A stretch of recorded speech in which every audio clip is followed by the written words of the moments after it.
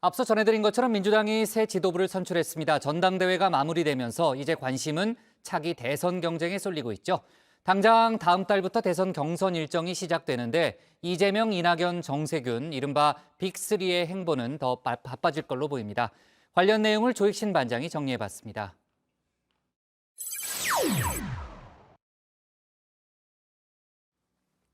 민주당 전당대회가 어제로 끝이 났죠. 여권은 이제 본격적인 대선의 시간이 찾아왔습니다. 민주당 주요 대선 주자들도 워밍업을 끝내고 본격적인 대선 레이스에 돌입할 태세인데요. 송영길 신임 당대표에게 보낸 메시지에 대선 전략이 고스란히 담겨 있었습니다. 각각 민생개혁과 환골탈퇴 그리고 협치 정신을 강조했는데요. 먼저 이 지사의 키워드 민생개혁부터 살펴볼까요? 이른바 기본 시리즈로 본인만의 아젠다를 구축했죠. 인류가 맞이한 극단의 상황은 역설적으로 기본소득에 대한 확신을 강화하는 계기가 되고 있습니다. 최근엔 문재인 정부와 다름의 방점을 찍으며 민생연한의 한층 목소리를 높이고 있습니다. 정치권에서 공격을 받긴 했지만 확실히 이슈를 주도했다는 평가입니다. 마케팅 효과도 나쁘지 않았던 듯합니다. 오늘 발표된 여론조사 결과입니다. 윤석열 대 이재명, 양강 구도는 그대로였지만 추세는 좀 달랐습니다. 윤석열 전 검찰총장은 하락세, 이재명 경기지사는 상승세를 탔습니다. 이 지사가 격차를 줄이기 시작한 겁니다. 반면 이낙연 전 대표는 두 자릿수 지지율을 간신히 유지하고 있습니다. 지난 재보선 참패의 시작이자 끝이라는 평가를 받고 있죠. 당대표 시절의 기억 가능하다면 지우고 싶을 겁니다. 그래서일까요? 송영길 대표에게 환골 탈퇴를 주문했습니다. 이 전 대표 본인도 달라진 모습을 준비 중입니다. 이 지사의 기본 시리즈에 맞설 신복지론을 가다듬고 있습니다. 신복지제도는 산업화와 민주화를 이룬 대한민국이 선진 복지국가로 도약하기 위한 국가 대전략입니다. 오는 8일 광주 일정을 시작으로 대선 행보에 다시 시동을 건다는 계획입니다. 요즘 공격적인 행보로 주목을 받고 있죠. 정세균 전 총리는 송 대표에게 협치 정신을 강조했습니다. 당명의 머리끈인 더불어는 덧셈의 뜻과 여럿이 하나로 합친다는 협치의 정신을 담고 있다는 겁니다. 이 협치의 대상, 청와대도 예외는 아닌 듯 싶습니다. 송 대표 경선 과정에서 이런 지적을 받았었죠. 선거 전략인지는 모르겠지만 마치 문재인 정부하고 좀 차별화하려고 하는 것 같습니다. 저는 그건 대단히 위험하다. 그리고 어떻게 집권 여당의 당대표 후보가 이렇게 당내 친문 세력의 대안으로 꼽히는 정 전 총리 협치를 강조하며 우회적으로 목소리를 낸 듯합니다. 청와대 입장도 결이 비슷합니다. 당정 갈등이 생기지 않도록 당정 간의 불협화음이나 갈등이 외부로 표출되면 국민들이 불안해하니까 그런 일이 생기지 않도록 정무수석이 항상 국회에 가서 살다시피 하면서 의견을 청취하고 잘 소통하는 역할을 하라고 말씀 주셨기 때문에 다만 송 대표의 생각은 조금 다른 듯도 싶습니다. 문재인 정부냐 민주당 정부냐에 대해서 아무래도 민주당 정부의 방점이 좀 약했던 것이 사실이라고 봅니다.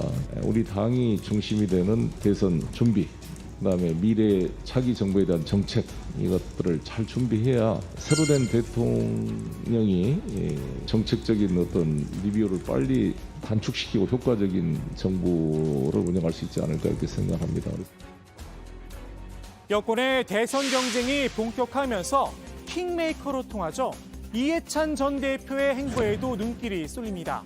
이재명 지사와 수시로 만나는가 하면 최근 이낙연 전 대표와 30분간 독대를 하기도 했는데요. 당내 지분이 상당한 이 전 대표가 과연 누구와 손을 잡을지도 관심입니다. 다만 최근 킹메이커의 명성에 조금 흠집이 가는 일이 생겼습니다. 이번 당대표 경선에서 홍영표, 우원식 의원의 후원회장을 맡았었는데요. 송영길 의원만 쏙 빼고 지원에 나선 겁니다. 당내에선 송영길만 아니면 된다는 메시지란 해석도 나왔었죠. 그런데 결과는 아시는 것처럼 송영길 대표의 승리였습니다. 민주당 20년 집권론을 주장했던 이해찬 전 대표, 과연 대선 후보는 제대로 낙점할 수 있을까요?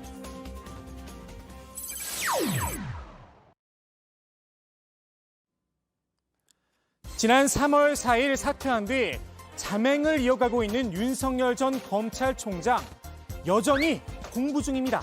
최근에는 유튜브를 보며 민심 청취에도 나섰다는 이야기가 들리는데요. 과연 제대로 된 민심을 들을 수 있을까 싶습니다. 윤 전 총장은 4월까지는 공개 활동을 자제한다고 밝혔었죠. 이제 5월입니다. 슬슬 몸을 풀어야 하는 게 아닌가 싶은데 이렇다 할 소식은 들리지 않고 있습니다. 다른 대선 주자들은 벌써 공약을 하나 둘 내놓기 시작했죠.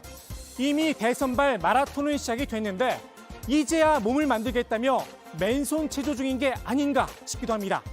윤 전 총장에게 연일 러브콜을 보냈던 국민의힘에서도 이젠 지친다는 말이 나오고 있습니다. 잠행이 길어져 피로감만 쌓인다는 겁니다. 대안을 찾아야 한다는 목소리도 들려오기 시작했습니다. 우리 당내에서 여러 차례 이제 김동연 전 부총리랑 또 절친한 분들도 있고 해서 소통이 교감이 오가고 있다고 생각을 합니다. 김동연 전 부총리에 대한 기대도 당내에서 분명히 있다고 하겠습니다.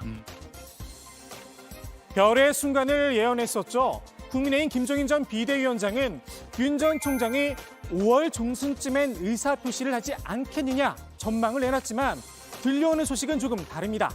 6월 초로 예정된 국민의힘 당대표 경선까지는 지켜볼 거다. 원래 검찰총장 임기 만료일인 7월 말까지는 입장을 밝히지 않을 거다. 설이 무성합니다. 윤 전 총장이 뜸을 들이는 사이 국민의힘 내에선 윤석열 책임론이 불거져 나왔죠. 한때 저 김용판에게 국기문란법이란 누명을 씌워 씻을 수 없는 상처를 준 윤석열 전 검찰총장에 대한 입장을 밝힙니다. 검찰만이 정의와 공정과 무오류의 화신으로 착각하는 또 다른 내로남불로서 이런 인식이야말로 바로 법치주의와 헌법 정신을 파괴하는 결과를 가져오기 쉽다고 생각합니다. 이를 들은 윤 전 총장은 당 안에 여러 의견이 있을 수 있다며 넘어갔다고 합니다. 다만 콕 찍고 넘어간 문제도 있었는데요. 최근에 국민의힘 일부에서 박근혜 탄핵 책임론이 불거졌죠. 이에 대해선 내가 뭘 책임져야 하느냐, 사과할 일인지도 모르겠다, 불쾌한 반응을 보였다고 합니다. 전직 대통령 박근혜 씨에 대한 탄핵, 국회 표결과 헌법재판소의 결정으로 이뤄진 게 아니냐는 겁니다. 윤 전 총장과 국민의힘 사이에 불협화음이 발생하면서 윤 전 총장이 누구와 손을 잡을 거냐를 놓고 말잔치만 더 풍성해졌습니다. 그래도 국민의힘에 들어갈 거다. 아니다. 독자 세력을 구축할 거다. 국민의당 안철수 대표와 손을 잡을 수도 있다. 여기저기서 기대 섞인 전망과 훈수가 이어지고 있는데요. 이 역시 설일 뿐입니다. 윤 전 총장의 지지율 하락세로 돌아섰죠.